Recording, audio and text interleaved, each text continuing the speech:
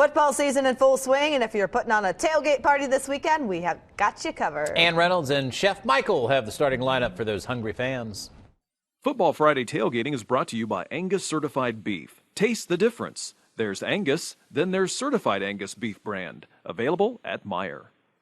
Well, we're right in the heart of tailgating season, and this morning we're going to show you how to pick the best starting lineup for your grill. Chef Michael from Certified Angus Beef is in with us, and he's going to show us how to pick the perfect steak. Good morning. Good morning. Thanks for having me. All right, great to have you here, and we got some big steaks.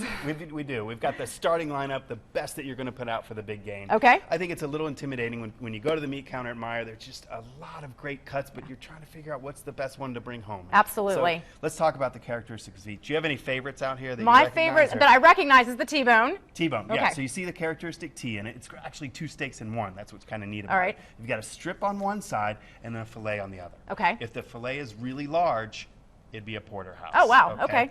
So yeah, the strip and the fillet, we talked about. The fillet is the most buttery, creamy, tender. A lot of ladies usually like that one. My favorite Yeah. as well. I've Yeah. got lots of favorites here. These look we've got really two in one, good. So you've got that fillet on your T-bone. Okay. But the most robust of all, the one that is the most, it's like your linebacker. Okay, in the big linebacker. game. That'd be the ribeye. Okay, and that's typically a guy's steak. Yeah, you hear the guys talk about that. If the bone is attached to it and it's extended, it's called a cowboy steak. Okay. Yeah.